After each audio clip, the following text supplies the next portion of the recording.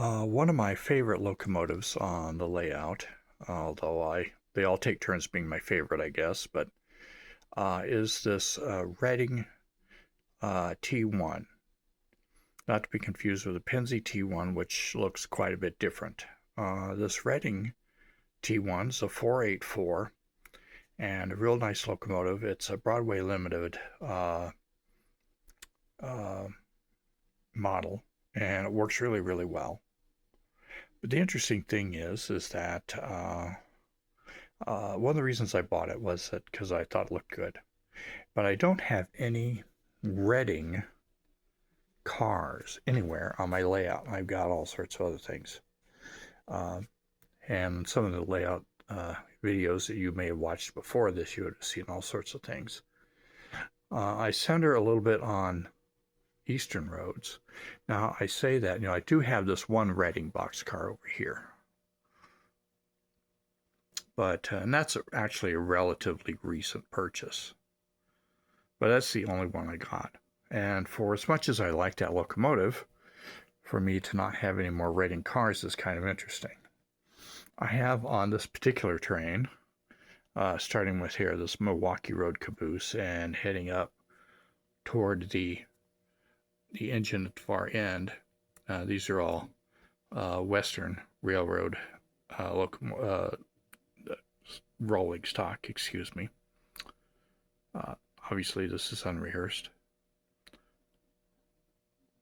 So there's a lot of Santa Fe. Everybody's got Santa Fe, I think.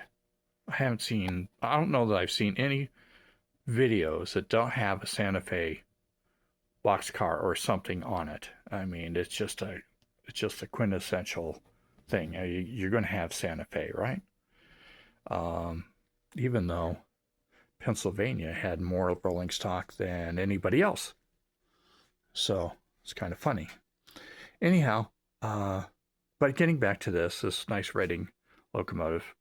So I bought this stuff. Here, I'll show you just a second. So this is Athearn, basically Blue Box Special Edition. Basically, it's 3 shake-to-box kits in one. Now, you can tell by the look of this box that this has been carried to numerous train shows over the years. I don't know how long this guy's had it, and I don't know when this actually came out. So, let's sit down here, and now has a nice little history of the company type thing in it, which is kind of cool. And it tells me that these were painted how it looked in the 70s, not too long before they just got merged into CSX. Is that what it said? Hold on, let me look at this.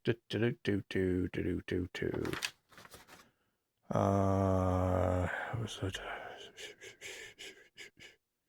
Conrail? Excuse me. They were absorbed in 1976 into Conrail, according to this thing. So we'll see how it looks when it's all done. I got some more couplers for it, so we'll have the nice knuckle couplers, and we'll see how it goes. So I got 2 sets of instructions, one for box cars and one for the gondola. Now, shake-to-box kits, whoever might not be familiar with this, new to the hobby for whatever reason, shake-to-box kit means that the kit's so easy to do, you can just about shake the box and it will assemble itself. That's obviously not exactly what will happen. Now, this came with 3 freight cars in here and got 3 sets of hardware kits in here. Notice that this one's 75001, this one is 75001, this is 75003. And so what I'm going to assume is, since the 2 box cars are very similar, and I have 2 75001s, that they'll be with the box cars, whereas this will be with the gondola. So that's what I'm doing. I'm putting those aside for now, And I'm going to start with this and open that up. So surprisingly, at least surprisingly to me, is as old as this kit is, the weights in there, which are just steel, don't have any rust on them, which I thought was kind of interesting. So there's not a lot to do with this complicated wise. I mean, this just shows an exploded view, and there isn't any step-by-step instruction. Let's see. So the brake wheel will go on this end. So according to the little instructions there, this would have to go this way. And at this point, I will put in the couplers and then the wheel sets. I won't be changing out the actual wheels yet, or the trucks at this time, and I might not too. Actually, most of them I have not. Most of my kits I haven't. Comes with horn hook couplers. This had a spare one just loose in the box. Don't understand what that's about. So it gives you an idea about how old the kit is. I don't use the horn hook couplers. I've replaced all of my horn hook couplers over the years. So I got these couplers here to replace the horn hook couplers that came with the box. Now, I don't know how well you can see them. I got the little whiskers there, which take place of the spring, because they used to, on the other kind, there'd be a little brass spring box kind of thing that you would put in there, and then you'd put this clip on there to hold that in place. So that's how that works. And the little glad hand, of course, goes up as you are doing it upside down. And like that. So, okay, so this screw will go into this hole and into this hole as you set them up. Like this is already in here, okay? The screw is not, is kind of a self-tapping screw in this function. This plastic here, the slippery plastic. There are no threads already in there. So as you screw it in there, you have to kind of push down hard as you screw. Back when I was a young man, dinosaurs still ruled the earth, and I put my first kits together. I did not have a small set of tools like this. I actually used, get this, a straight pin from my mom's sewing kit and bent it so that I could fit it in there and do it that way. It was just kind of a, necessity's mother of adventure, right? So we'll get this put together here. Keep in mind, when you put these screws in and you tighten them down, do not tighten them down all the time. You don't want this to be snug. I mean, you want it to hold in there good, all right? But you don't want it to be snug. The farther you screw this down, the harder it gets to go anyway. But you don't want this to be snug. It has to be able to rock a little bit back and forth, okay? And of course, float this way. Another thing about the couplers is this kind right here. See, I don't know how well you can see that, but see that brass spring in there that holds that? Yeah, sometimes those get loose and they go flying off somewhere. Anytime they go flying off into the twilight zone, you may never find them. One of the things you want to do, because I got spare, I got spare ones with this box of couplers that I bought, which I put in this pill bottle.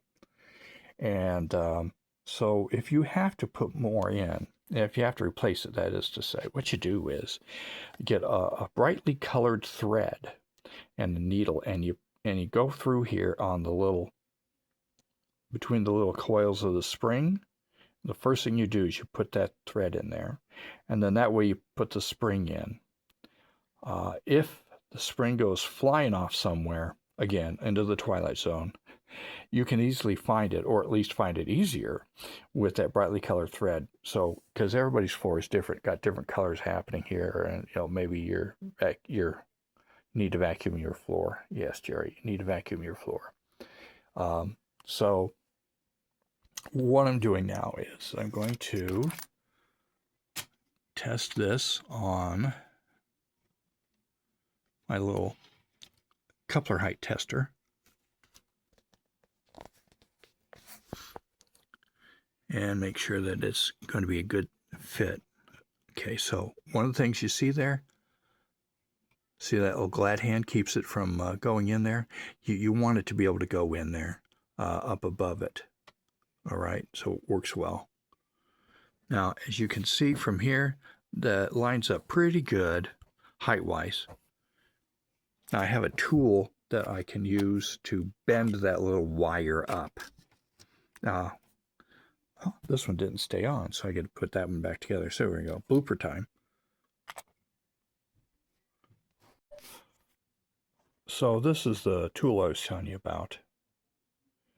I can't remember what it's called exactly, but notice on the right side in this particular view, it's got kind of this rounded thing, and on the left side, it's got this concave part.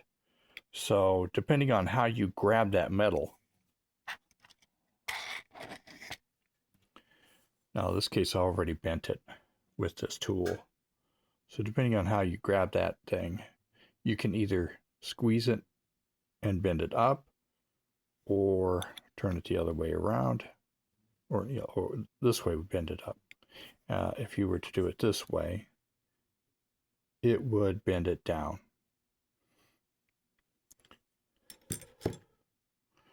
It's designed to be able to be used while the coupler is still attached to the car.